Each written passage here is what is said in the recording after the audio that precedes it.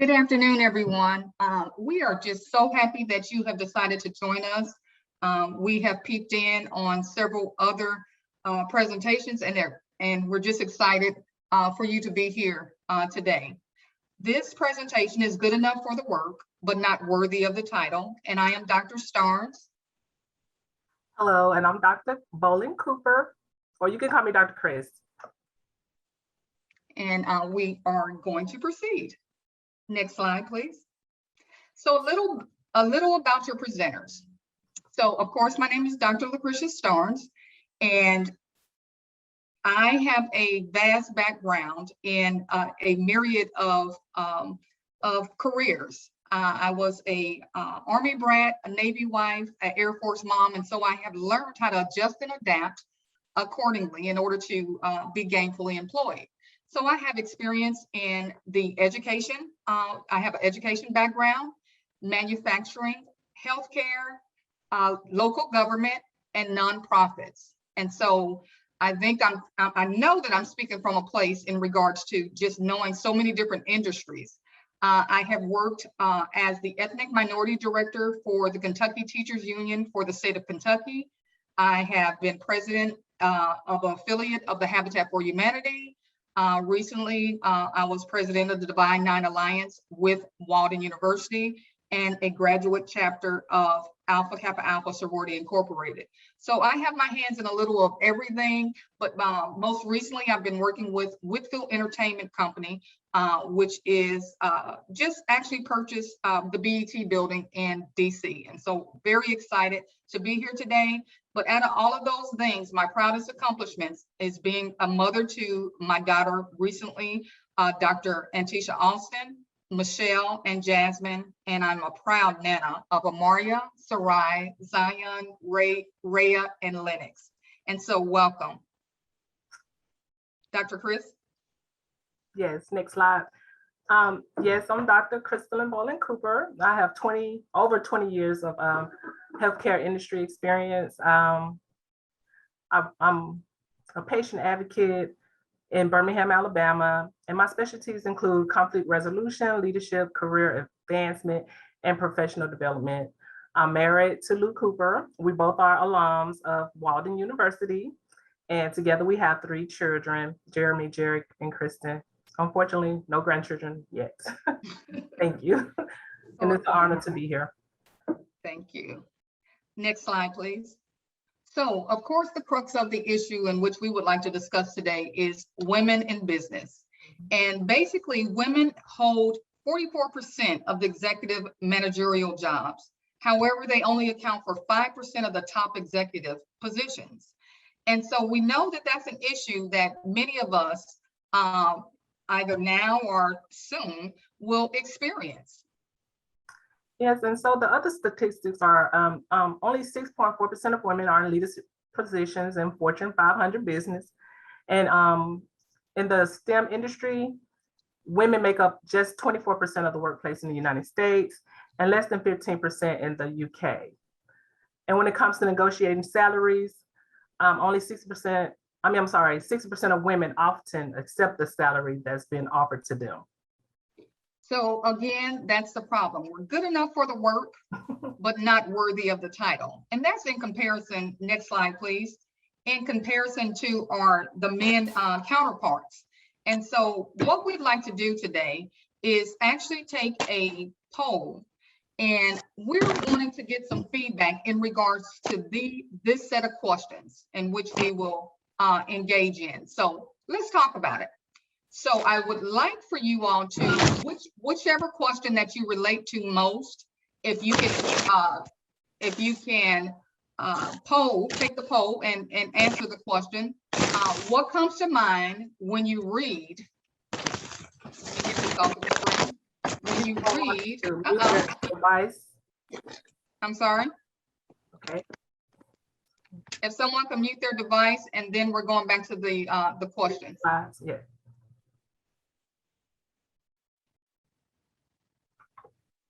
If we can go back to the set of questions, the 4 questions, and then we're going to take a poll. And the questions are, what comes to mind when you read job duties include, but not limited to? And number 2, have you ever experienced being denied a promotion or a raise because the manager thinks you are most suited for your current position? Question 3 is, what are your thoughts about getting more responsibilities without getting the salary increase or a title change? Number 4, have you ever trained a new hire that eventually became your boss? So think about those questions, and within the poll, we know that they're worded a little differently, but which one resonates with you the most? So if you could take the poll at this time as related to those questions. Next slide, please. So let's discuss, how can we remove the barriers in leadership for women by breaking the glass ceiling? So we know that there's definitely an issue as compared to our male counterparts within organizations. We continue to encounter barriers to be considered or even hired into leadership positions. We're definitely doing the work, and we are definitely going above and beyond within most organizations, but we have the difficulty with being promoted at the same rate as our male counterparts and continue to experience the limited career growth opportunities.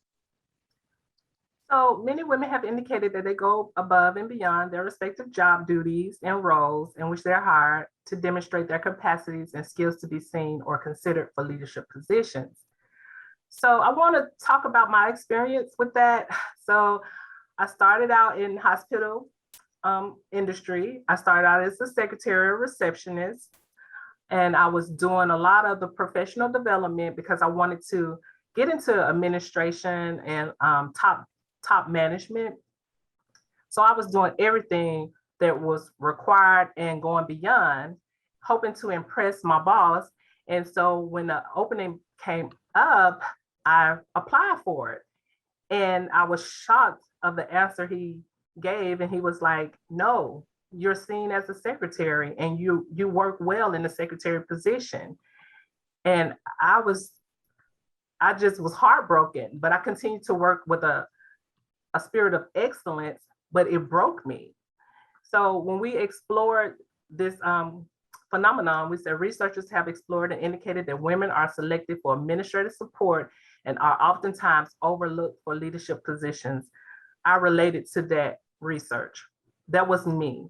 Thank you, Dr. Chris. So now we have our responses from you all. And so we're interested in seeing that at this time. So which do you relate to most? Number 3. So with number 3, if you could read that. So number 3 came in first. What are your thoughts about getting more responsibilities without getting a salary increase or title change? Okay, yes. So it looks like all of the questions were relatable, and that's a good thing per se in regards to this topic. So what are your thoughts about getting more responsibilities? So again, we are getting piled on with more and more responsibilities without getting a salary increase or a title change. And many times with the title change, we know that you may not make the money that you would like to, but the title is something about having the title in order to even be able to ask, for compensation in another company as well. And so we know that it's definitely an issue, and we're going to talk about not only that issue today, but we're going to also explore some opportunities in which we can leverage ourselves in order to be able to get into those leadership.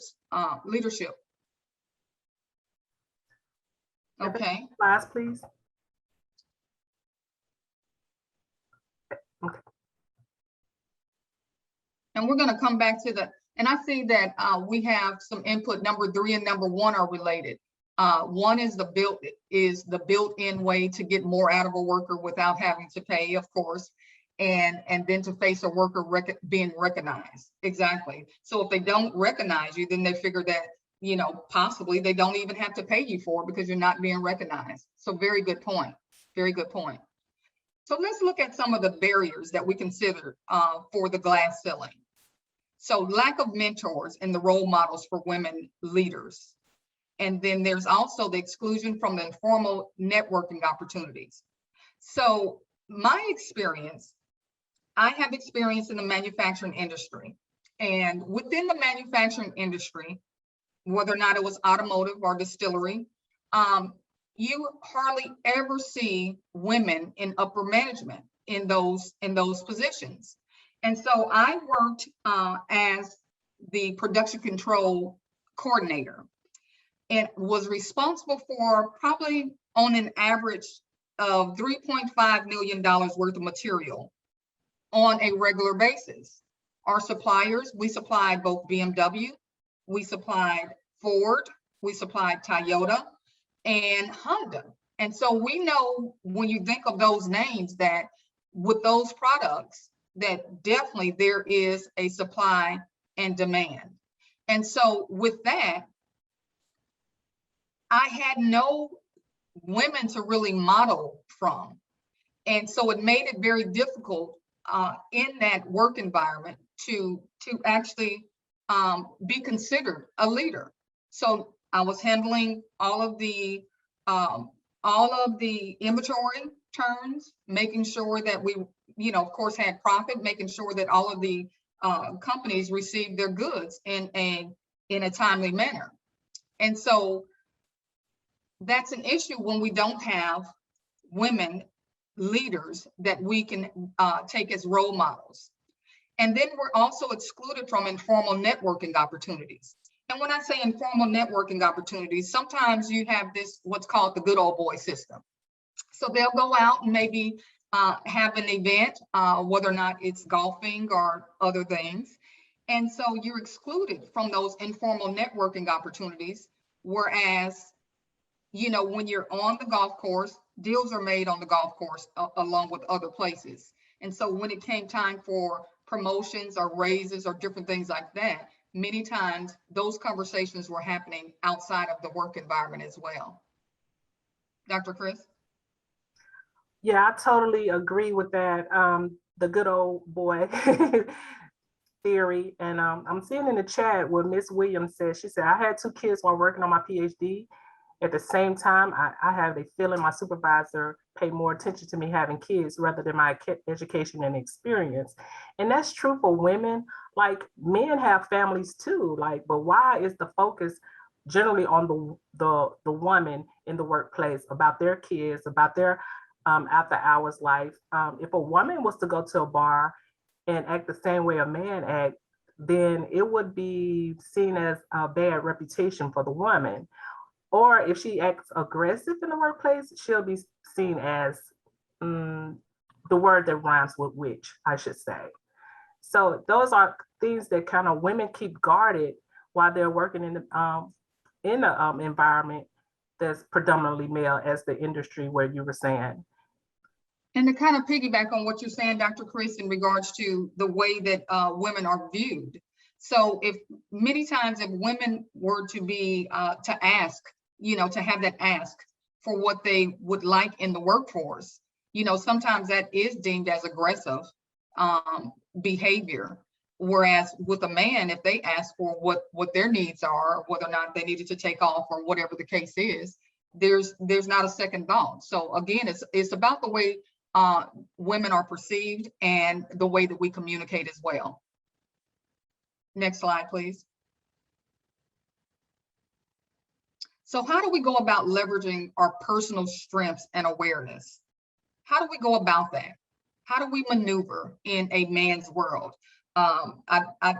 What I recall is James Brown, it's a man's world kind of deal when I said that. And I laugh at it, but it's nothing without a woman. And that is so true. So leveraging your personal strengths and being self-aware of what you bring to the table. So the perspective of self-awareness to navigate within the workplace, and then how and where does your skill set fit in your organization, helps to leverage your personal strengths. So take, for instance, you have an example of knowing what you bring to the table, your skill set, and then looking at your organization's needs, looking ahead to see exactly how your organization can grow, how it can get better with processes and procedures, how engagement, and it takes, a woman's touch sometimes in order to, as far as the engagement, knowing how to engage with people. So how does your skill set fit within that organization? There may be a project that's forthcoming and they need your skill set that's X, Y, and Z. So how do you leverage and how do you make sure that your timing is right in order to be able to leverage your skill set? So it's one thing knowing what you bring to the table and your skill set, and it's another knowing what your organization needs and how your skill set fits within that organization. Sometimes we definitely have to, draw that map to say from A to B to C to D in regards to, this is what I'm able to do. This is the results of me being the person put into place, and this is how we can grow, we can make money, the performance can increase, and engage our employees. So you must know, you must be aware of how to navigate within the workplace. Dr. Chris, did you have anything to add? No, you did an excellent job. Next slide, please.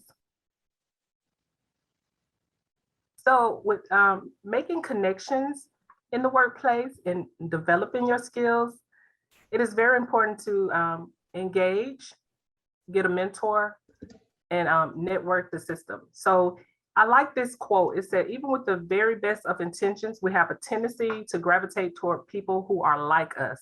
It takes a real leader to say, I need someone to challenge me. That challenge can spawn new creativity, innovation, and growth.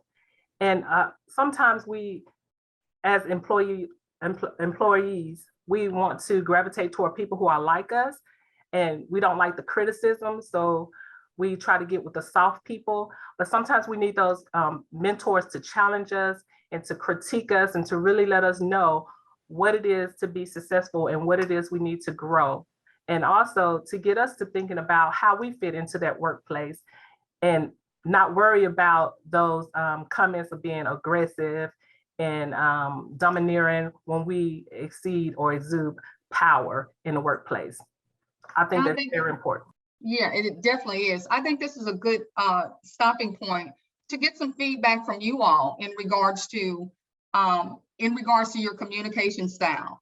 Now, if you as a woman have had the opportunity to be able to state what you need or what you want within the workplace, how is that perceived? Is it perceived as coming off too strong? Is it perceived as, oh, okay, well, she really knows what she wants, and that's great. So in the chat, if you would please, if you can absolutely, if you could just go ahead and give us some examples in regards to the communication piece, and also just about the mentorship. I mean, have you been fortunate enough to have mentors within your workplace that you knew had the best, your best interest in mind? We've had some feedback saying that just perceived to be too assertive. So with men, it's a different word that's used. It's not assertive. Men are just being men. But when women are just considered just assertive, and that's not always viewed in a positive light. Yeah, so men are sometimes seen as go-getters, whereas women are too aggressive, too assertive. They don't understand their roles. Where men can climb the corporate ladder with ease, with their tenacity is what they call it. Mm-hmm. And then in regards to the mentors, one person indicates that all of her mentors have been outside of the workplace. And then we have someone else saying that I've not had a mentor, but had very strong professional women to feed off. Exactly. And then to change your position, change your surroundings is something I was advised when I was getting passed over early. Oh, wow. Wow. And they're going pretty fast. So Dr. Chris, if you can pick some up there. Yeah, so defensive when I needed more feedback. I was not happy or showed to be standoffish when I was managing home issues after a house fire. Yeah, they want women to always be there for them, and they expect at a certain level. But if a woman breaks down, then you get the bad reviews. I can relate to that as well. I've been fortunate to have mentors throughout my career. However, I noticed that when my success began to reach some of their levels, attitude change. Oh, wow. Wow. Yeah. Yeah. And then I have been fortunate to have mentors throughout my career. However, I've noticed that when my success begins to reach some of their levels, attitudes change. You just said that one. I'm sorry. And then when I spoke directly to a male boss about issues he could not receive without being threatened, and I would not sugarcoat it, he Mhm. responded with overly patronizing, changed behavior. He had trouble being not right. Absolutely. Right. It's like, and you're not trying to be confrontational, but there's a balancing act that women have to take in regards to, it just seems to be that unwritten rule that we have a balancing act. So Right. it's like when we respond and we say, what's on our minds or what's bothering us, because it gets inside of us many times. And so the woman that you get could be very different just based upon it getting inside of you, Right. and so, not sugarcoating, Right. and that's me. I am a pretty straightforward person. And my response many times, even outside the workforce, is like, but am I telling the truth? Am I right? And it's not always about being right or telling the truth. It's knowing how to leverage yourself and having a balance, because it's just something that women has to do. And it's awful to even say it like that. Yeah. It's just a role that we have to play. And so, Yeah. Nicole, if you can pick up Nicole's feedback. She said, my employers have welcomed my input and allowed me to grow. I have always spoke my mind. My issues were usually with my coworkers. And I can relate to that as well. I remember trying to reach out to my coworkers about an issue I was having. And it was one of my bosses when I was a secretary wanted me to sit on his desk. He said, I always wanted a secretary to sit on my desk and take dictation. And I was like, I'm very uncomfortable with that. So I went to the other employees, the women employees, and I said, well, what do I do about this? And one of them said, get a man what he wants. You'll get a raise and a promotion. Oh, wow. Who wants to get a raise and a promotion based on that? So you just have to be careful who you get information from and advice from. Wow, that's something that I've ran to the EO. Yeah, That's not good. But beyond networking and mentorship, I have really come to believe that women need more sponsors, people in leadership who will go to bat for us, recommend us for promotion, having our name come up in upper leadership conversations about talent.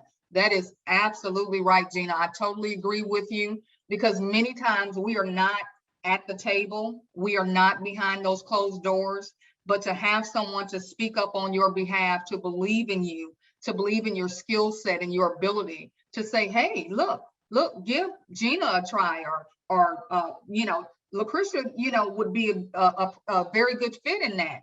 And if we don't have sponsors, as you call them, speaking up on our behalf, it is very difficult to get into those conversations and into those roles. And so, yeah, because many times I'd say in certain places that I've lived, it's really not what you know, it's who you know. So you may come with the educational background, you may come with the skill set and experience, but oftentimes it's not what you know, it's who you know. And that goes back to those opportunities to network. That goes back to the unofficial and official networking opportunities that we may or may not have. Next slide. Very good conversation. Thank you all for contributing. But again, mentoring does matter. Mentoring matters. We have to find those people, whether or not we reach out and ask. Sometimes we just have to ask would you be my mentor? And I can tell you what, I've done that to a couple of people, and sometimes I've gotten positive feedback and been embraced and been guided, and other times not so much, because sometimes we're our own worst enemy in regards to that. So with that, it's like there is definitely a need for mentorship. We have to build relationships on trust. And that with that trust, knowing that that individual that's being mentored, not only do you know what you need or what you want, but having that relationship of trust, just building a relationship of trust, and they know your interests and they know where you'd like to be. And it's okay to say where you'd like to be. You know, I would say that it's better to have a goal and an ideal of where you like to be, you know, 3 or 5 years down the line. And think of when you interview for jobs, they ask that question. Well, where do you see yourself in 2 years? And so really and truly, you need to embrace that question for yourself. Where do you see yourself in 2 years? Do you see yourself in the same position, doing more work, more and more work, and still being unappreciated and not paid? And so you have to know exactly what your goals are in mind, whether or not it's with that organization or not. And sometimes you do have to go outside of the organizations in order to find those mentors. Next slide.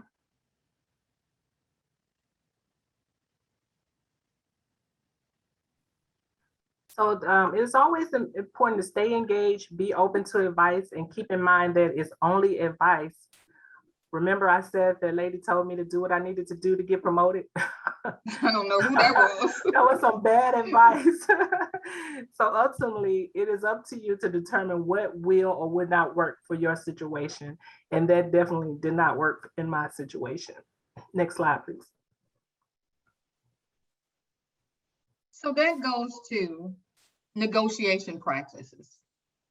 Oftentimes we know that once we're in the door of any organization, there is limited possibilities as related to negotiating or renegotiating our salaries or anything for that fact. You may get the typical 3% raise or 1% cost of living raise or something along those lines. So it is extremely, extremely important to learn some negotiation practices. Dr. Chris? Yeah, so it's important to know your why. Why are you doing this? Is it short-term results for the win, or is it long-term results? So your negotiation practice is traditional versus principal. Principal negotiation is about finding a deal that would benefit all parties involved immediately and over periods of time. Just think about your why. Next slide. And the next slide goes into just the different types of elements for each negotiation elements. So the traditional elements, we focus on the short-term wins. It's like, what do we need right now? And then they're mostly based on who makes the least concessions or compromises. And oftentimes this is used in conflict resolution, because if there's some type of conflict happening, we are looking for a short-term solution. But the principal elements, you have to separate the people from the problem. Right. You have to focus on the interests and not the positions of the persons. Invent options for mutual gain and insist upon using objective criteria. So as an example of the principal elements, if you separate the people from the problem, I've been in jobs to where, you know, I know that my managers, they're getting a word from their managers, but I have the attitude with the immediate supervisor. So we must learn how to separate people from the problems. You have to identify what the problems are and then deal with the problem and not change up on the people, the individuals. Focus on the interests and not the positions. And then invent options for mutual gain. If you could get a win-win situation, somehow or the other, the win-win, and that goes back to knowing what skill sets you bring to the table. That goes back to taking advantage of opportunities, taking advantage of the opportunity and timing, and then presenting that information for a mutual gain. If the company and organization can gain higher productivity based upon the skill set that you're providing with XYZ of your skills, then of course they're going to really consider it, because the goal and objective is to engage your employees, increase productivity, improve performance, increase revenue, and decrease loss. That's within any organization. And so if you can invent options for a mutual gain between you and the organization by using the principled elements of negotiation, then everybody wins pretty much. I see that Dr. Austin said, what if people are the problem? And sometimes you just don't fit with the culture, and it's okay to leave. And you just have to realize that, hey, the people are the problem, or the culture is the problem. I don't fit, and it's okay to leave an organization if you don't fit. And then, and sometimes let's be real about it. Let's be real. Sometimes you can't leave the organization, and I know that they're saying that jobs are at an all-time high, and and they're available and so on and so forth. Yes, they are. But what types of jobs? And then you have the individual that's getting a little older in age. And so you have a different type of issue that could be layered onto this whole issue in regards to the age. So are you able to be hired somewhere else? Would someone else consider your age range? That's all considerations that you'll have to think of when you decide whether or not, okay, I have to stay put and I have to see this through, or you know what, this is my exit because I have other opportunities. And so, we have to do what's best for us individually. So I know that we can't always be so quick to leave, but there's other ways and other workarounds as well. Next slide.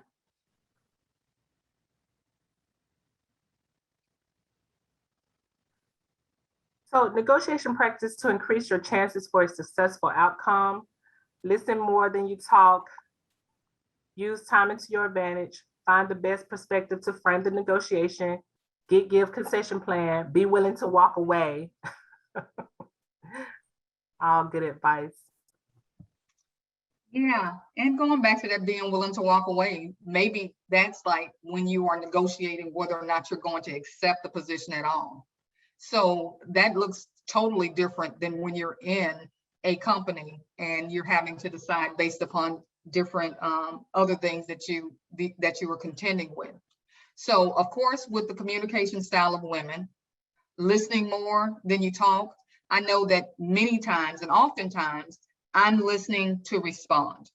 It's just automatic. I'm listening to respond. And so we must learn how to listen more, talk less, and then ask better questions.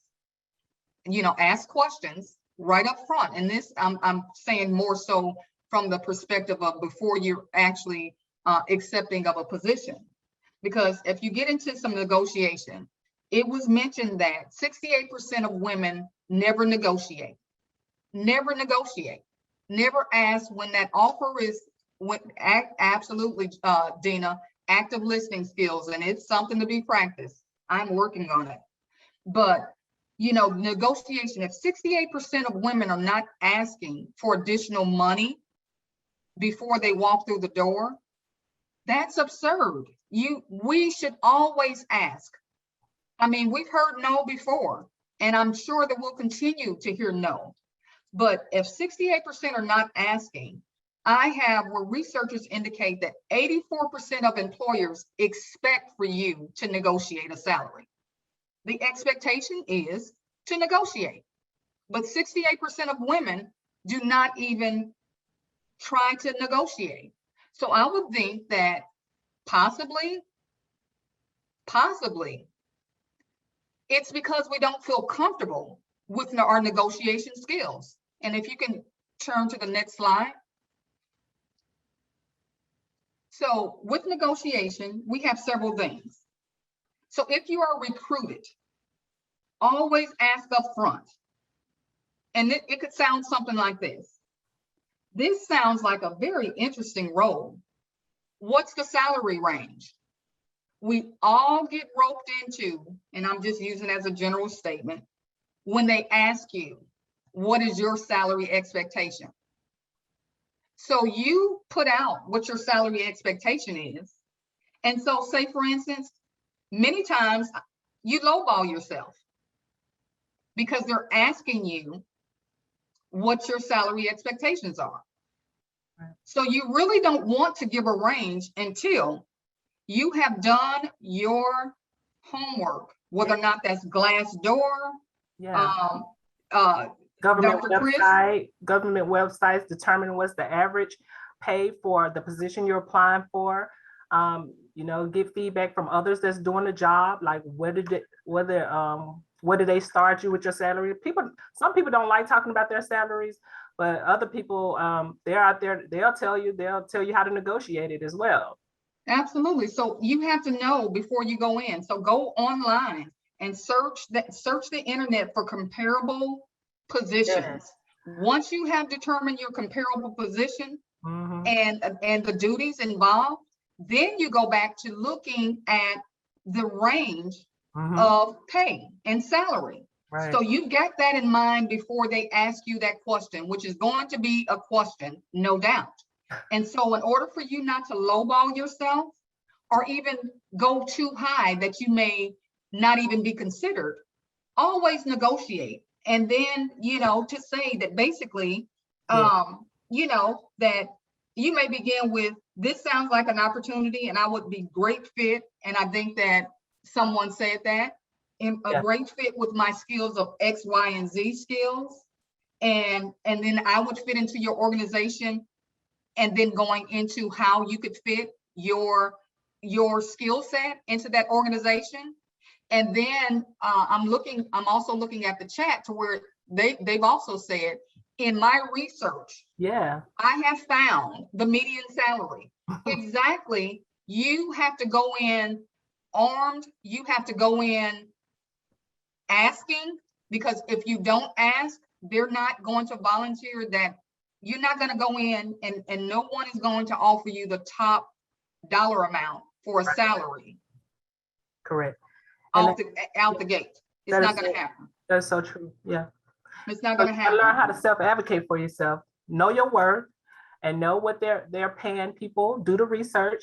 And then also you have to be transparent about your intentions when you get hired. Yes, I plan on staying with the organization. My hopes are to, in 5 years, be a management or leadership position. I think I'll be able to do this, and build trust. Show them who you are and gain support from your peers and superior. That's the mentoring that we were talking about, the networking, and also the sponsorship someone else mentioned in the chat. And be flexible. Absolutely. Like if you're in a whole company with a lot of women working, everybody has kids. What if everybody say, well, I can't because I have children? No work would get done, or no extensions, no overtime would be paid because everybody has to go home at a certain time. But you can shine being flexible to a degree, not to the point where they abuse you, but be flexible. And also communication is key. And I think somebody said, learning that communication skill is a powerful thing, a powerful tool. Learning how to listen as well as to talk is great. Absolutely. And expectation management, hit your goals and discuss with your manager, like in 2 years, I plan to do this. I want to do this. Like always explain or define your expectation, manage it well, go to the professional development, do the, absolutely. Yeah. The other thing is that we miss in regards to negotiation. I'm always thinking money. I'm not going to joke around about that. Right.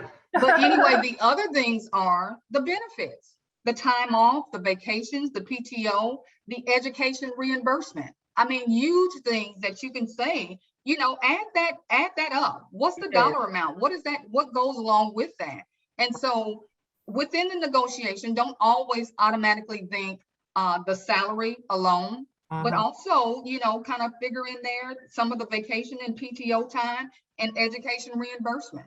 I mean, we're all, you know, most of us are in school or going to school or something, you know, and so with that would be huge to have an educational reimbursement piece as well. And don't forget about our mental health day.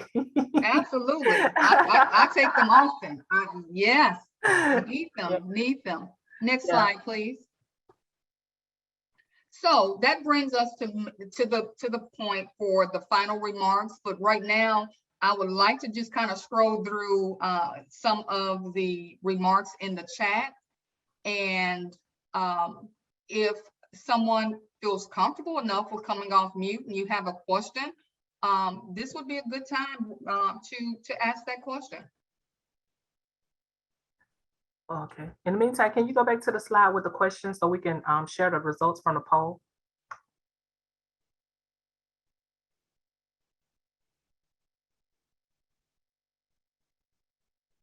So we had number 3, thoughts about salary increase and not having the title. So again, that's in comparison to our male counterparts. The next one was 2, have you experienced being denied a promotion or raise because the manager thinks you are more suited for your current position? More suited. Yeah, number 2 and number 1 were tied at 19%. So everybody has dealt with job duties include, but not limited to. And I definitely have trained. I have literally trained. I've trained someone that was for the position that I was working. I worked in accounting, and then I moved from accounting to purchasing in order to have a full understanding about how the business ran. And so I moved from accounting to purchasing to production control. And when it came time, I had everything except for the sign-off level as far as, as far as the sign-off level, signing off on the checks and different things. And they brought someone else in and told me, you will train her. That really didn't sit well. It did not sit well, which in turn, I was fighting it, not training her. If I'm not management material, if I'm not leadership material, then I can't train leadership. Not doing it. That was when I was much younger, and I did do the walk away. But it's not a good feeling being in that position to where you are expected to train someone that's going to be over you. It's basically a slap in the face. And so I've experienced that with these Fortune 500 companies, and it didn't sit well. And she had a degree in agriculture. We're in manufacturing, automotive manufacturing. And she had a degree in agriculture, and I had no degree at that time. And so that's what prompted me to go back to school. That's what prompted me to go back to school and to get degrees. I want to apologize. My camera broke midway through the presentation, but I got it back up. So thank you guys for the chat, private chat, but I think I got it working now. And also somebody got their hand raised. Aaron, feel free. Hi, yes, thank you for this. This is excellent presentation, and I like the direction that you took with it. I just wanted to share, when I was young, many moons ago, out of college, and I worked at a bank, and my coworker was a man, and we did the same job, and he made more money than me. And I went to my boss and I said, what's up with that? And he said, well, we hired him from outside and we promoted you from within. And I said, well, fix it. And he said, I don't know if I can do that. And so I started wearing a shirt with a necktie and a jacket every day. And I said, will it help if when you look at me, I look like what you think I should look like? Will this help you figure out how much money I should make? And he said, please stop doing that. And I said, well, you got to give me some money. Now, it slowly increased. He couldn't fix it, but I left that job because I thought, I don't know, people just don't know what's going on. I better get into education. And I don't know that I've made a mark there either, but I've been much happier in an environment where there's more opportunities to recognize, what I'm worth, I guess I would say. Absolutely. And the other thing is, it's a field where what I'm worth is not all measured by money. And that's a relief to me, because I'm not good at negotiating. It's just like, what's fair? Let's just do what's fair. But anyway, so this has been very helpful for me. Thank you. Thank you. And we definitely know that doing what's fair, that is really based upon the audience. I mean, that's based upon the audience. And so, we hate to, good enough for the work, but not worthy of the title. not the title or the compensation. And we see it time and time again, and that's something that we as women must learn how to practice. Our listening skills, our communication skills, whereas compared to men, that was huge as far as the research was concerned, but also learning how to negotiate. We must learn how to negotiate. It's okay to ask. I mean, we don't mind doing the work, Right. and it's okay to ask Okay. for what we're worth. Yeah, and we should have a collaborative spirit. I see that someone say, "What if it's the women?" But society has pitted women against each other. But we can break down those barriers too. We just gotta have a collaborative spirit and let each other know, hey, like I'm not against you. I want you to be successful just like I want to be successful, and Right. we can do it together and not fight over a position. Thank you all so much for tuning in. We do appreciate it. The last session is about to start. So we do thank you. We would appreciate any questions that you have, and we would appreciate a couple of thumbs up. We do appreciate you coming and we have enjoyed you. I gave us a thumb up. Thank you. Thank you. Have a good Thank you, guys. one.